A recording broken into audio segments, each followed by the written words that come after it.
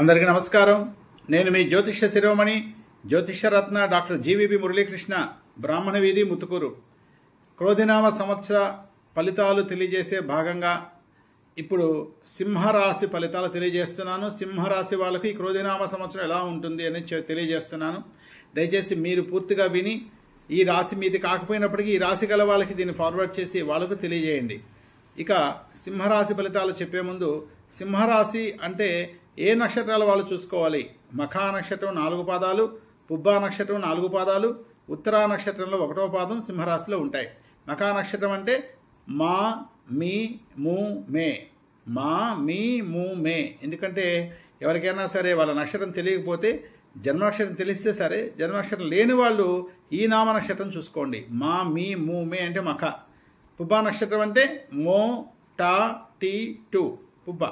ఇక ఉత్తరా నక్షత్రం 1వ పాదం ఉంటుంది అనుకున్నాం కదా, టే అనే అక్షరం ఉంటుంది ఇక్కడ. వీళ్ళు సింహరాశి కింద వస్తారు. సింహరాశి వాళ్లకు మే 1వ తేదీ వరకు చాలా బాగుంది. ఎందుకని? గురువు భాగ్య సంచారి. ఆర్థికంగా బాగుంటుంది. మే 1వ తేదీ వరకు ఆర్థికంగా బాగా కలిసి వస్తుంది. పిత్రార్జితంలో రావాల్సినటువంటి ఏమైనా అంశాలు ఉన్నా కానీ బాగా కలిసి వస్తుంది. వాళ్ళ శ్రమకు తగ్గ ఫలితం ఉంటుంది. ప్రశాంతంగా హాయిగా ఉంటారు, ఆనందంగా ఉంటారు. సో మే 1వ తేదీ వరకు గురుబలం అయితే చాలా పుష్కలంగా ఉంది. భాగ్యగురు సంచారం, ఉన్నత విద్యలో బాగా యోగించడం అయితే ఏమి, మంచి ప్రమోషన్స్ రావడం అయితే ఏమి, మంచి ప్రశంసలు రావడం అయితే ఏమి, ఆర్థికంగా బాగుండడం అయితే ఏమి, 4 రూపాయలు వాళ్ళు దాచిపెట్టుకోవడం అయితే ఏమి, మనసు ప్రశాంతంగా ఉంచుకోవడం అయితే ఏమి, అన్ని రకాలుగా కూడా మే 1వ తేదీ వరకు బాగుంది. మరి మే 1 తర్వాత ఏంటి? గురువు రాజ్య సంచారం అవుతాడు. అప్పుడు అంటే గురుగ్రహం వృషభ రాశిలోకి రావడం అంటే సింహరాశికి వృషభ రాశి ఏమవుతుంది? 10వ స్థానం. దశమ సంచారి అనేది గోచార రీత్యా శుభ గురువు కాదు, శుభ ఫలితం కాదు. అంటే గురుబలం సరిపోదు. మే 1 నుంచి గురువు రాజ్య సంచారి కనుక మీరు గురుబలం పెంచుకోవడానికి సంబంధించినటువంటి గురు ధ్యానం చేసుకోవడం, దక్షిణామూర్తి స్తోత్రం చదువుకోవడం, గురు పరంపరకు సంబంధించిన గుళ్ళు అంటే రాఘవేంద్ర స్వామి మంత్రాలయం కానీ, గొలగముడి వెంకయ్య స్వామి లాంటి మంచి మంచి గుడు సందర్శించుకోవడం, శివాలయ అభిషేకాలు చేసుకోవడం మంచి సూచన. అయితే మరి సింహరాశి వారికి శని బలం ఎలా ఉంది? సప్తమంలో శని సంచారం. ఈ క్రోధినామ సంవత్సరం పూర్తయ్యేంత వరకు కూడా సప్తమ శని సంచారం. కాబట్టి ఎక్కడన్నా పార్ట్నర్స్తో మీరు వ్యాపారం చేసే వాళ్ళు ఎవరైనా ఉంటే పార్ట్నర్స్తో జాగ్రత్తగా ఉండండి, గొడవలు వచ్చే అవకాశం ఉంటుంది. అదే కాకుండా ఇంట్లో కూడా భార్యాభర్త మధ్య ఎటువంటి చిన్న చిన్న అంశాలు పొరపక్షాలు వచ్చినా దాన్ని పెంచుకోవద్దు. ఎందుకంటే బాగలేదు పీరియడ్ అని తెలుస్తుంది కనుక మనం కొంచెం తగ్గామనుకోండి, సమస్యలు లేకుండా పోతాయి. అంతేకాకుండా ముఖ్యంగా ఈ రొయ్యల్ ట్యాంకులు వేసే వాళ్ళు ఉంటున్నారు, ఎక్కువ భాగం నా దగ్గరకు వచ్చి సంప్రదించే వాళ్ళు. సో సింహరాశి వాళ్ళు మే 1వ తేదీ లోపల ఎవరన్నా సరే వేసేటుంటే మాత్రము రొయ్యల్ ట్యాంకులు వేసే వాళ్ళకి బాగుంటుంది. కానీ మే 1 తర్వాత మాత్రము మీ పేరు మీద సరిపోదు, బాగుండదు. జాగ్రత్త తీసుకోండి. అదేవిధంగా ముఖ్యంగా ప్రభుత్వ ఉద్యోగులు ఉన్నటువంటి స్త్రీలు కొంచెం బాగా జాగ్రత్త తీసుకోండి. పురుషులకు కూడా అలాగే ఉంటుంది దాదాపుగా, కానీ పురుషుల కన్నా స్త్రీలకు కొంచెం ఎక్కువ ఇబ్బందులు కలిగే అవకాశాలు కనిపిస్తున్నాయి. సో శ్రమ అధికంగా ఉంటుంది ఈ సంవత్సరము. స్త్రీ పురుషులు ఇద్దరికి కూడా శ్రమ అధికంగా ఉంటుంది. సో కాబట్టి మీరు కొంచెం జాగ్రత్త తీసుకోండి. ఆరోగ్యరీత్యా అంటే దంపతుల మధ్య భర్త భార్య ఆరోగ్యం మీద, భార్య భర్త ఆరోగ్యం మీద శ్రద్ధ పెట్టాలి. కొంచెం ఈ సంవత్సరం జాగ్రత్తగా ఉండడం అనేది చాలా మంచి సూచన. ముఖ్యంగా పబ్లిక్తో చాలా జాగ్రత్త ఉండడం కూడా మంచి సూచన. అయితే ఈ చేతి వృత్తులు చేసే వాళ్ళకి మాత్రము ఈ సంవత్సరం బాగా కలిసి వస్తుంది. అంటే బుట్టలలం కావచ్చు, చెప్పులు తయారు చేయడం కావచ్చు, చెప్పులు కుట్టడం కావచ్చు, దుకాణం దర్జీలు కావచ్చు, ఇలా చిన్న చిన్న పనులు చేసే వాళ్ళందరికీ కూడా బాగానే ఉంటుంది. సింహరాశికి ఇబ్బంది లేదు. అయితే మరి రాహు సంచారం ఎక్కడుంది? అష్టమ రాహు సంచారం. మరి సింహరాశికి అష్టమలో రాహు సంచారం, సప్తమలో శని సంచారం. ఇది కలత్రపరంగా వివాహ జీవితంలో ఇబ్బందులు, వివాహం కాని వాళ్ళు ఎవరైనా ఉంటే ఈ సంవత్సరం ఇంకొంచెం ఇబ్బంది పడే అవకాశం ఉంటుంది.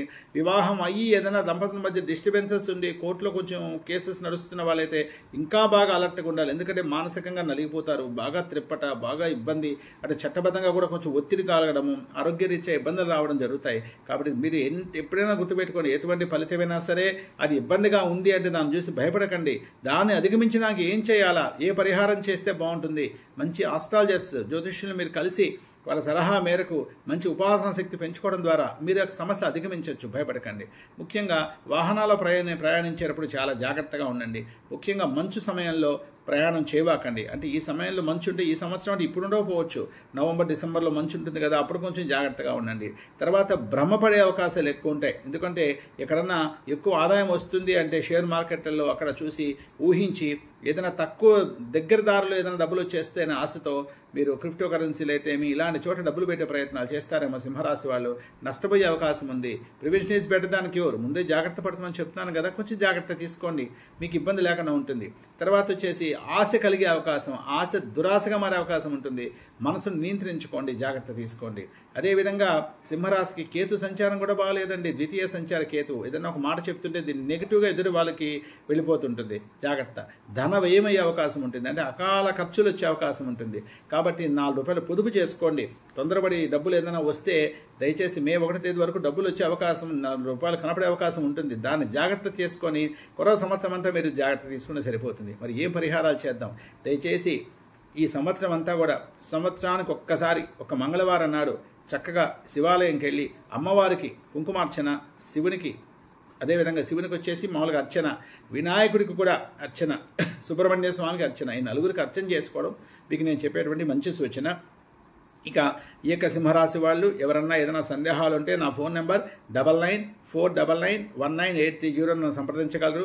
మరొకసారి చెప్తున్నాను, ఈ రాశి ఫలాలు అనేవి కేవలము గోచార ఫలితాలు మాత్రమే. ఒక జాతకం నేను ప్రతి రాశి మాట చెప్తున్నా, అంటే మీరు చూస్తే మళ్ళా వినండి.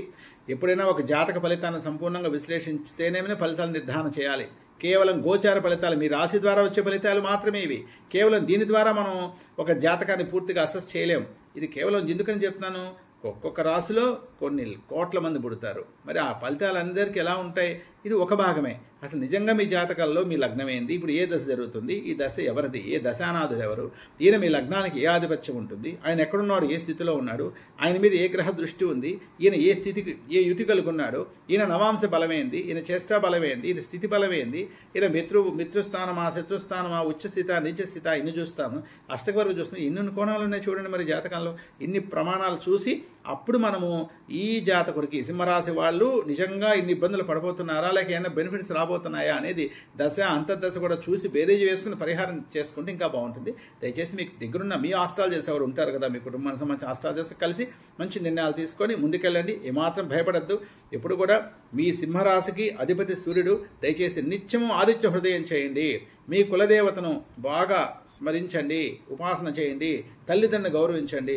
ఏ సమస్యన పోయి మీరు బాగుంటారు. సింహరాశి వాళ్ళకి క్రోధనామ సంవత్సరం బాగా కలిసి వాళ్ళు మనసారా కోరుకుంటూ మీ జ్యోతిష్య శిరోమణి జ్యోతిష్యరత్న డాక్టర్ జీవీబీ మురళీకృష్ణ. నమస్కారం.